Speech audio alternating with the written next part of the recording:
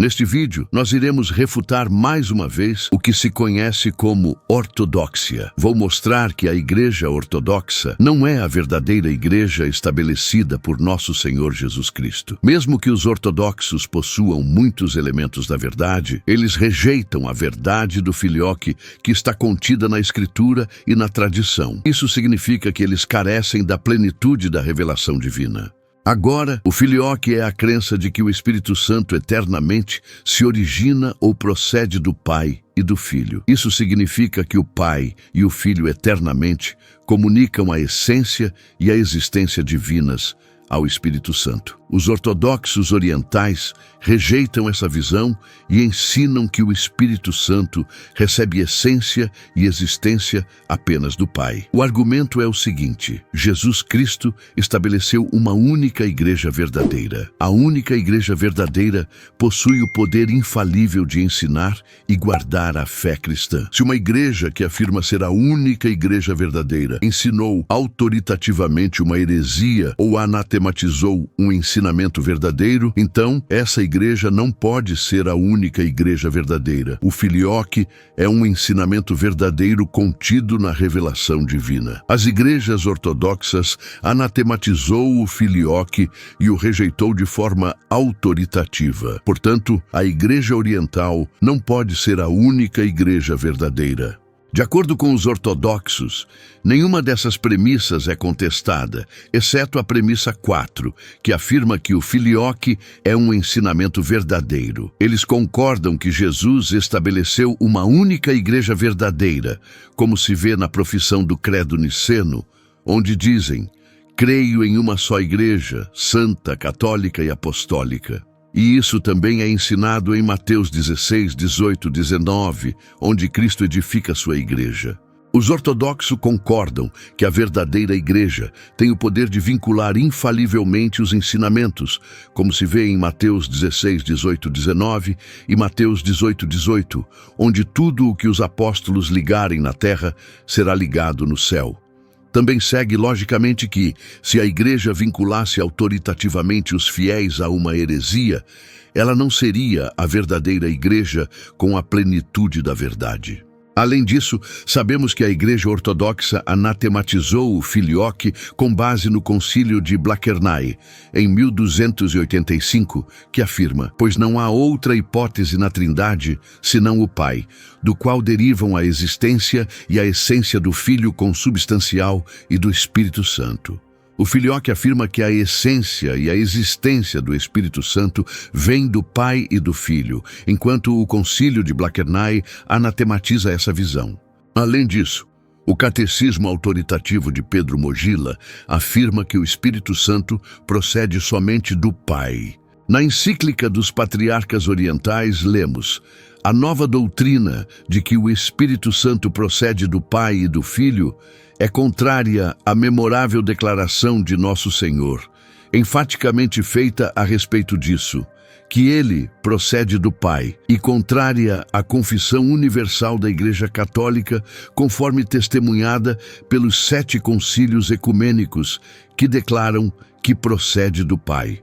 Assim, fica claro que o ensinamento universal e autoritativo da Igreja Ortodoxa, afirmado por patriarcas, concílios, catecismos e pilares da ortodoxia ao longo dos séculos, é que o Filioque é uma crença falsa e herética. Agora, se o Filioque fosse uma crença verdadeira contida na revelação divina, seja na Escritura ou na tradição, isso significaria necessariamente que os ortodoxos orientais rejeitaram autoritativamente uma verdade da fé cristã. Isso levaria à conclusão de que a Igreja Ortodoxa não possui a plenitude da verdade e, portanto, não pode ser a verdadeira igreja estabelecida por nosso Senhor Jesus Cristo. Assim, nós iremos refutar a ortodoxia, mostrando que o Filioque é verdadeiro. O Filioque é verdadeiro porque foi ensinado na tradição sagrada, como se vê no Credo Atanasiano, que foi universalmente recebido na Igreja do Ocidente por 500 anos antes do cisma. Agora, o que é o credo atanasiano? O credo atanasiano foi um credo muito popular que expunha a fé ortodoxa a respeito da Santíssima Trindade e da Encarnação. Ele foi composto no V ou no VI século. Embora os estudiosos modernos não acreditem que ele tenha sido composto por Santo Atanásio, por séculos houve uma crença universal de que São Atanásio foi seu autor. Até mesmo santos venerados por ambas as igrejas acreditavam que o credo atanasiano havia sido composto por Santo Atanásio. No Catecismo Autoritativo de Pedro Mogila, inclusive ensina que o credo atanasiano foi composto por Santo Atanásio. Independentemente de Santo Atanásio ser ou não o autor autêntico, o credo atanasiano foi universalmente recebido pela Igreja Latina e, portanto, é considerado autoritativo. O argumento é que o credo atanasiano demonstra que a Igreja Ocidental acreditava universalmente no filioque.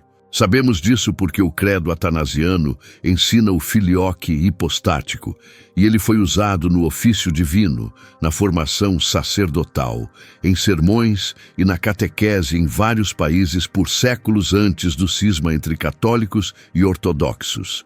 Isso significa que os ortodoxos orientais devem admitir que toda a Igreja Latina defeccionou da verdadeira fé e sustentou uma posição herética sobre a processão do Espírito Santo por séculos.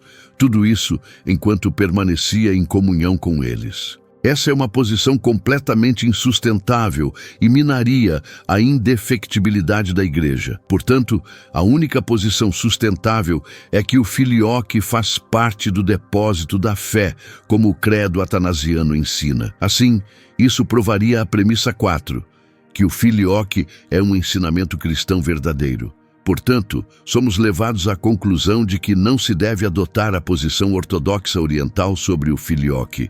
A posição católica, por outro lado, pode afirmar que a Igreja Latina aderiu a uma teologia trinitária ortodoxa desde o início, mantendo assim a indefectibilidade da Igreja primitiva. O argumento de que a Igreja Ocidental acreditava universalmente no filioque não depende de São Atanásio ser seu autor.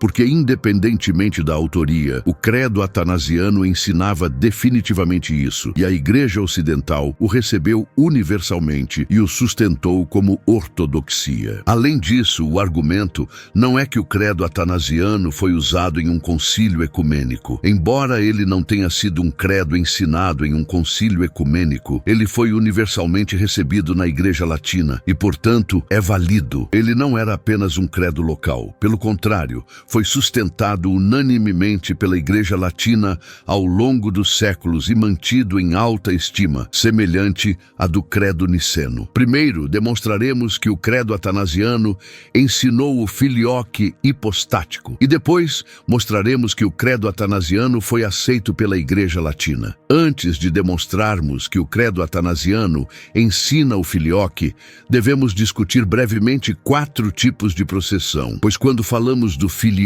os ortodoxos orientais objetarão e dirão que o texto está ensinando um tipo distinto de processão do que afirmamos. Uma processão hipostática ou de existência é a origem de uma pessoa divina a partir de outra, pela qual uma pessoa divina recebe essência e existência. Quando estamos falando da controvérsia do filioque, estamos discutindo a processão hipostática ou de existência.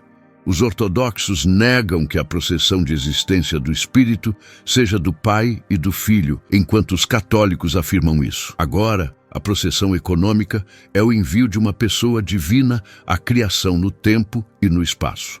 Católicos e ortodoxos acreditam que o Espírito Santo procede economicamente do Pai e do Filho. A processão energética, segundo alguns eles, é a comunicação de uma energia incriada que é diferente da processão de existência. Os ortodoxos admitem uma processão energética do Espírito a partir do Pai e do Filho, mas negam que isso seja a origem do Espírito a partir do Pai e do Filho. A manifestação eterna é a doutrina ortodoxa, proveniente do concílio de Blachernae, de que o Filho eternamente manifesta manifesta o Espírito Santo, estabelecendo assim uma relação pessoal eterna entre o Filho e o Espírito. Contudo, essa não é uma relação de origem pessoal eterna. Veremos que o credo atanasiano ensina a processão de existência do Espírito Santo a partir do Pai e do Filho. A processão mencionada não é econômica, nem energética, nem é uma manifestação eterna. Agora, vamos consultar o texto. O credo atanasiano declara: todo aquele que quiser ser salvo, antes de tudo, é necessário que mantenha a fé católica, a qual, se alguém não guardar inteira e inviolada, sem dúvida, perecerá eternamente. E a fé católica é esta: que veneramos um só Deus em trindade e a trindade em unidade, sem confundir as pessoas, nem dividir a substância. Pois há uma pessoa do Pai, outra do Filho e outra do Espírito Santo. Mas a divindade do Pai, do Filho e do Espírito Santo é uma só, igual em glória, coeterna em majestade. Tal como somos compelidos pela verdade cristã a reconhecer cada pessoa em si mesma como Deus e Senhor, assim somos proibidos pela religião católica de dizer que há 3 deuses ou 3 senhores. O Pai não é feito de ninguém, nem criado, nem gerado. O Filho é somente do Pai, não feito nem criado, mas gerado. O Espírito Santo é do Pai e do Filho, nem feito, nem criado, nem gerado, mas procedente. Assim, há um só Pai, não 3 pais, um só Filho, não 3 filhos, um só Espírito Santo, não 3 Espíritos Santos. E nesta trindade, nada é antes ou depois, nada é maior ou menor, mas as 3 pessoas são coeternas e coiguais, de modo que em todas as coisas, como já foi dito, deve-se venerar a unidade na trindade e a trindade na unidade. Portanto, aquele que quiser ser salvo, assim deve pensar da trindade. O credo atanasiano começa dizendo: todo aquele que quiser ser salvo deve manter a fé católica. Ele então prossegue dizendo o que é a fé católica. Ele afirma que adoramos um só Deus em trindade e a trindade em unidade, sem confundir as pessoas nem dividir a essência. Portanto, o contexto do credo diz respeito à unidade da trindade e da essência, e à distinção real das pessoas. Note que o contexto trata do nível substancial, hipostático da trindade, não do nível econômico nem energético. Mais adiante, o credo afirma que devemos reconhecer cada pessoa em si mesma como Deus e Senhor.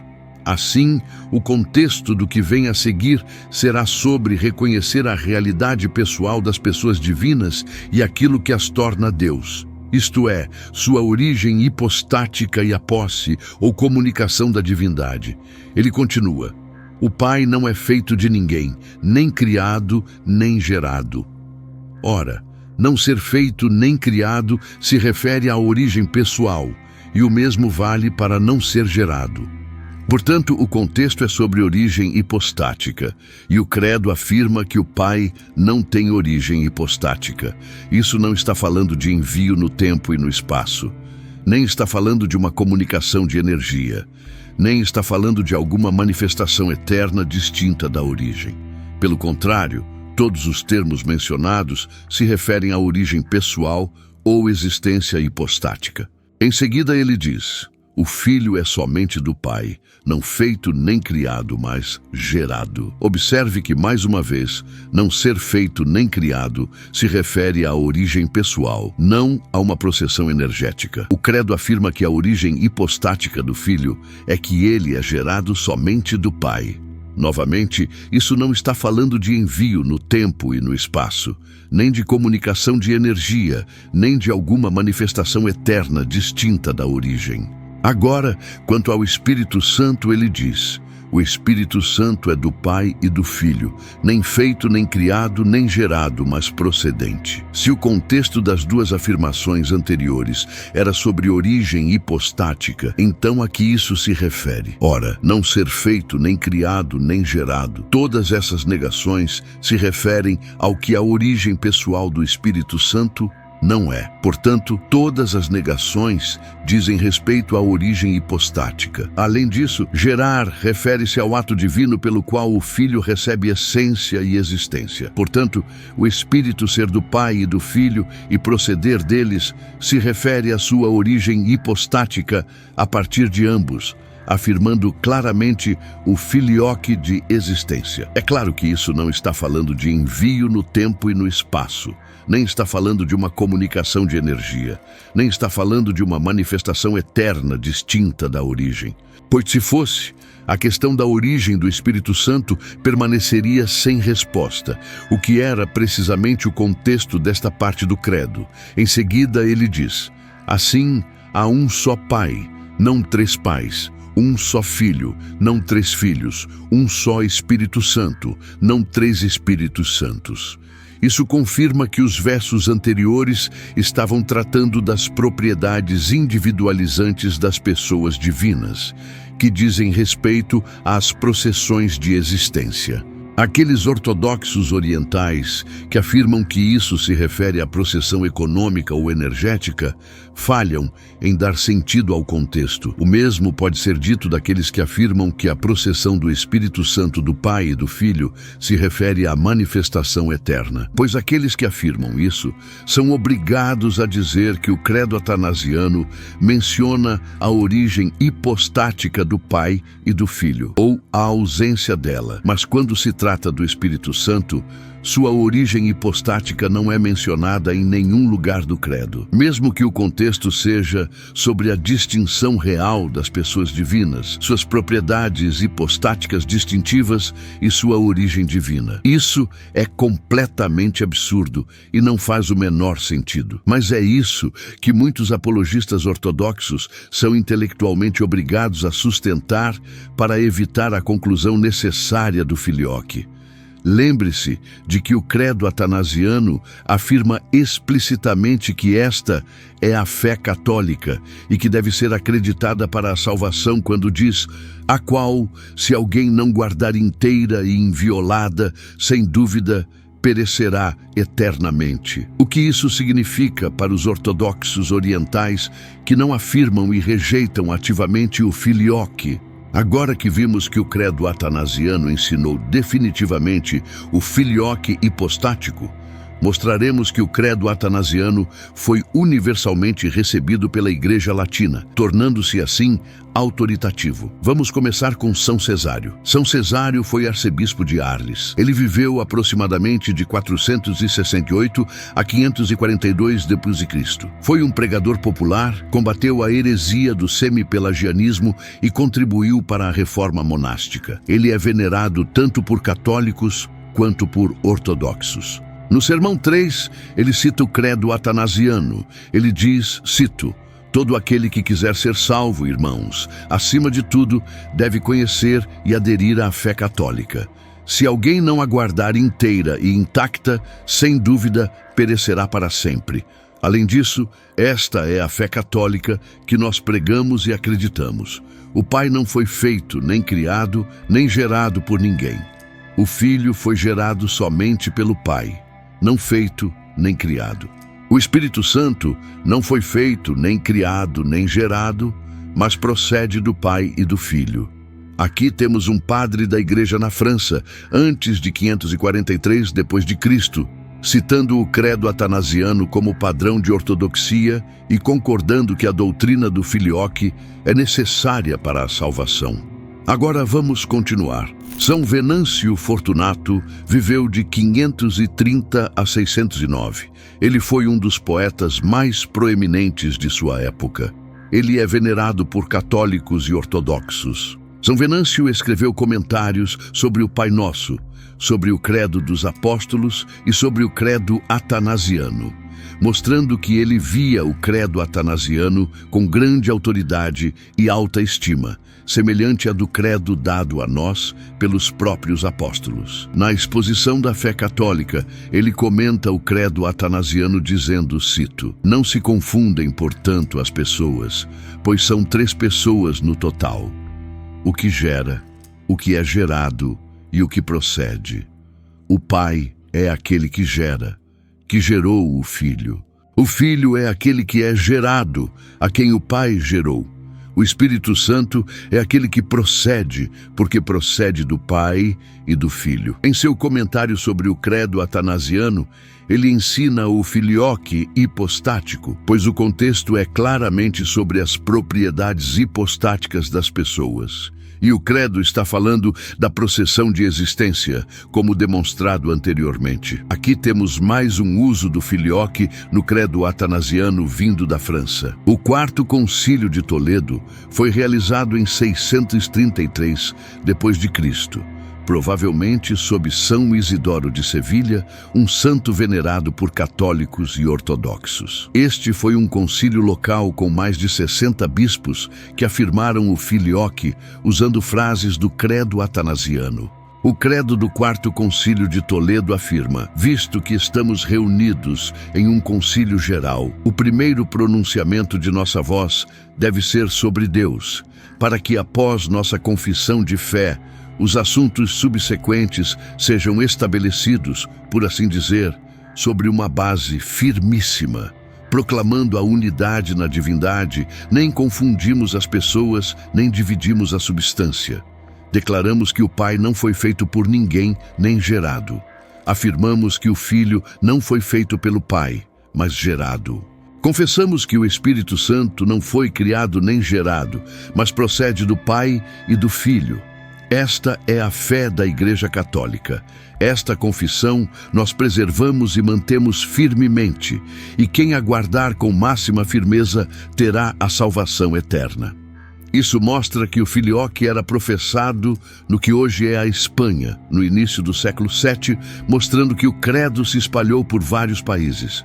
Agora vamos para o segundo sínodo do Concílio de Autun, realizado em 670. J.N.D. Kelly escreve que o segundo sínodo do Concílio de Autun foi realizado sob São Leodegar. No concílio, eles se referiram ao credo atanasiano como a fé de Santo Atanásio e afirmaram: se algum sacerdote, diácono ou clérigo não puder recitar sem erro o credo que, inspirado pelo Espírito Santo, os apóstolos transmitiram e a fé do santo primaz Atanásio, ele deverá ser censurado episcopalmente. Aqui temos um santo presidindo um concílio local na França que obriga os clérigos a aprenderem o credo atanasiano, mostrando que o filioque era uma crença necessária e que o credo era mantido em alta estima, ao lado do credo dos apóstolos.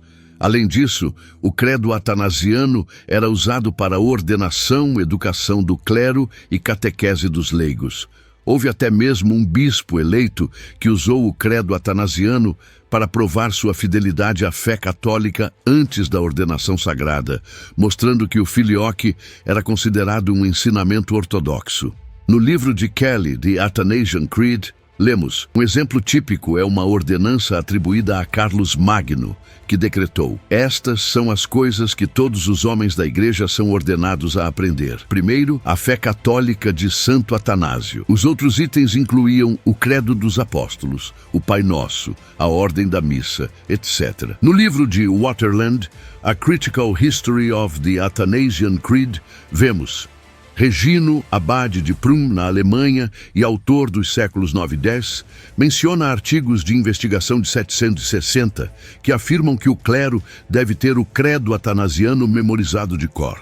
Em 794, o Concílio de Frankfurt, na Alemanha, declarou que o credo atanasiano deveria ser apresentado e entregue a todos.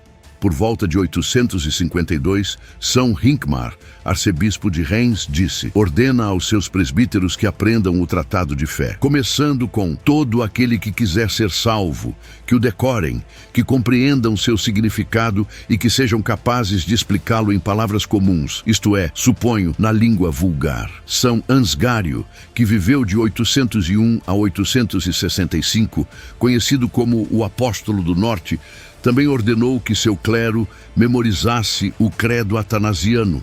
Além disso, entre suas instruções finais ao clero, ele deixou esta como uma das principais: que fossem cuidadosos em recitar a fé católica composta por Atanásio.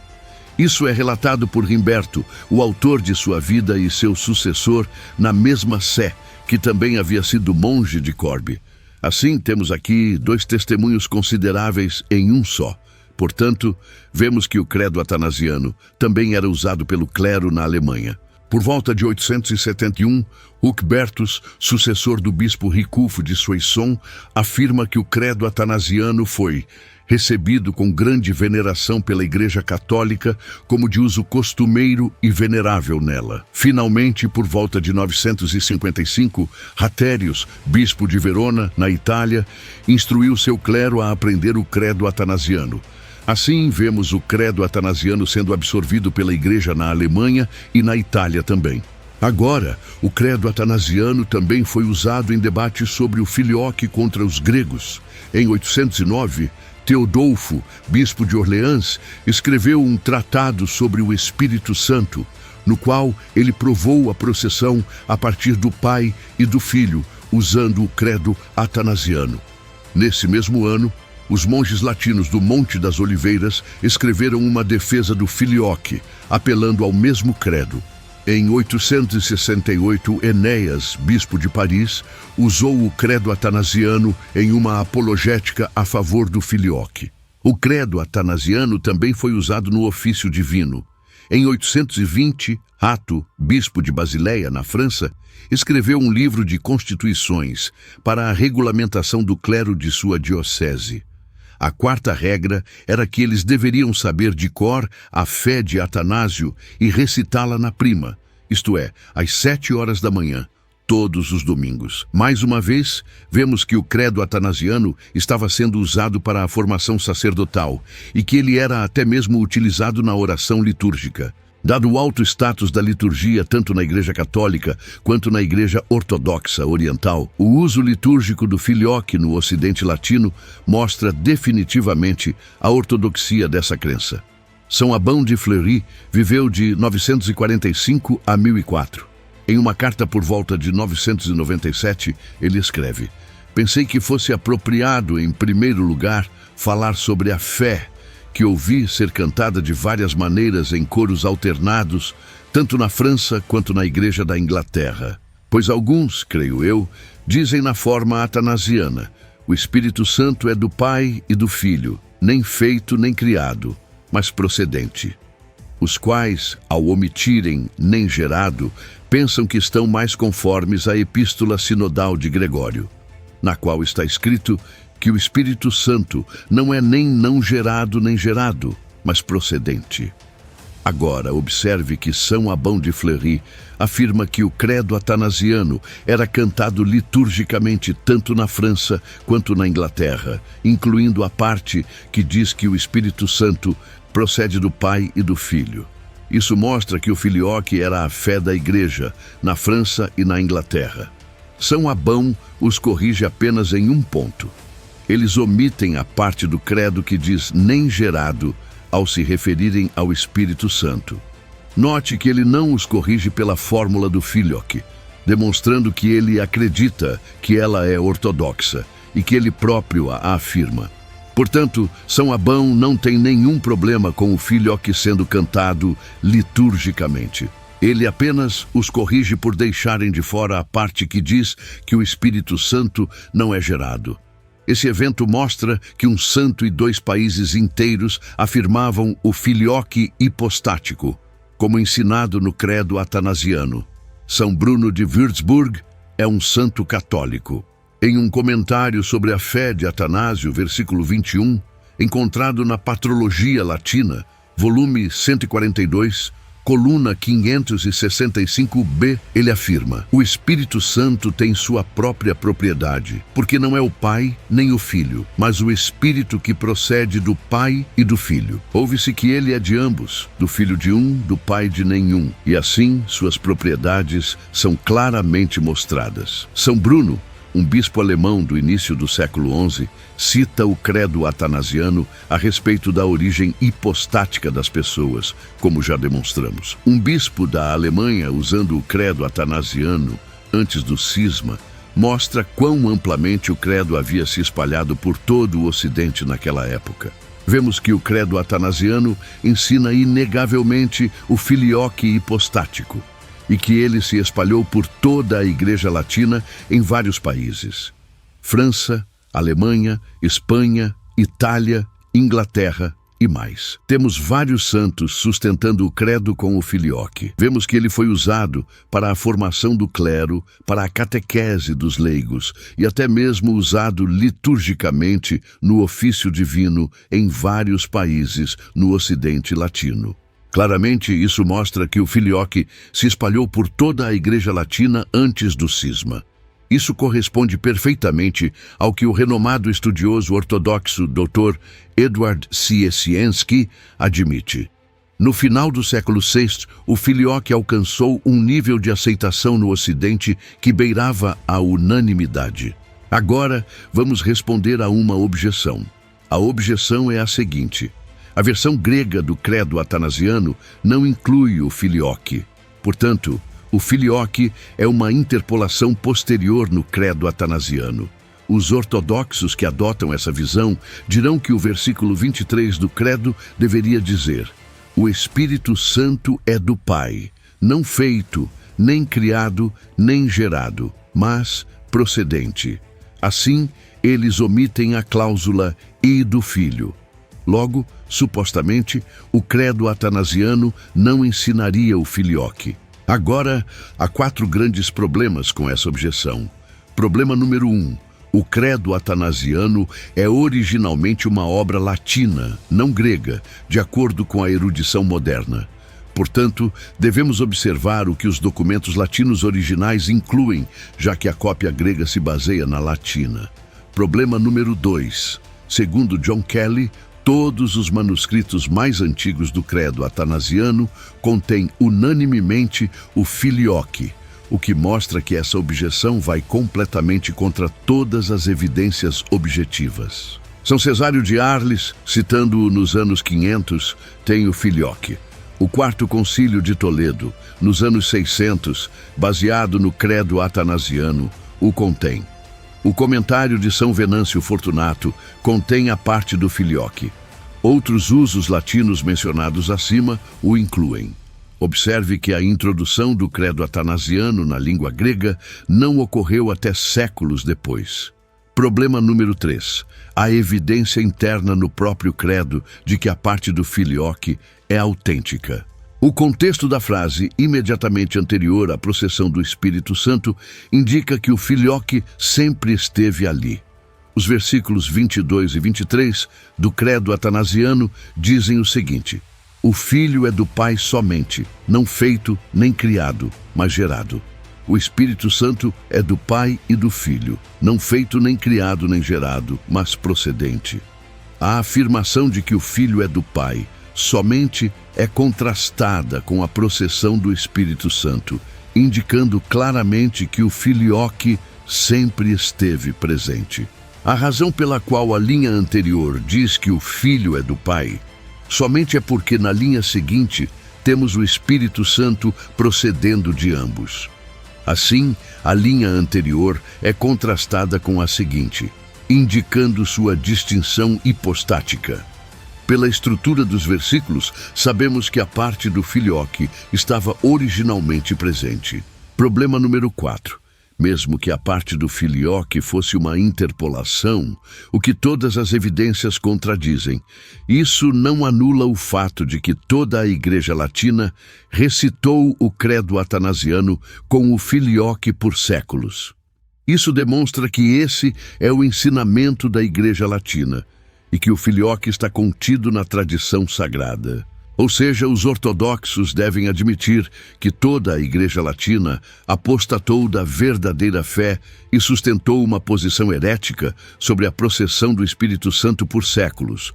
Tudo isso enquanto permanecia em comunhão com eles, incluindo os santos que eles veneram.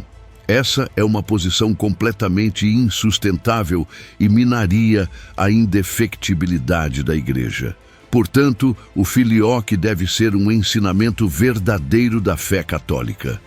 Isso mostra que o argumento que apresentamos no início deste vídeo é válido.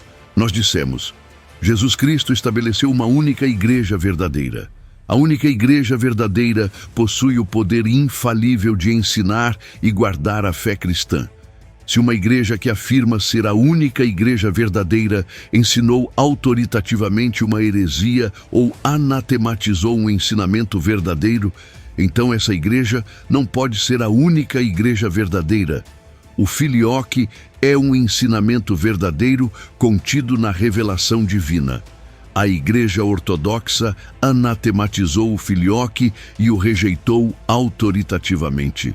Portanto, a Igreja Ortodoxa Oriental não pode ser a única igreja verdadeira.